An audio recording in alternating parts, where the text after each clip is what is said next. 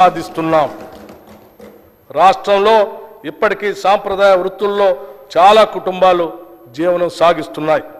వారికి నూతన సాంకేతికతలో శిక్షణ ఇచ్చి అవసరమైన పనిముట్లు అందజేస్తాం. వారు చేసిన ఉత్పత్తులకి మేలైన మార్కెటింగ్ సౌకర్యాలు కల్పిస్తూ వారి అభ్యున్నతికి సహకరిస్తాం. అదే సమయంలో వారి పిల్లలకు నాణ్యమైన విద్య అందించేందుకు సహాయం చేస్తాం.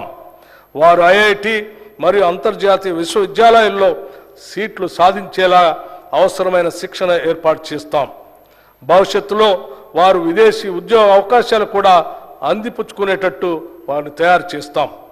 ఈ బడ్జెట్లో బీసీ సంక్షేమానికి 8,000 కోట్ల రూపాయలు ప్రతిపాదిస్తున్నాం. మహిళా శిశు సంక్షేమం.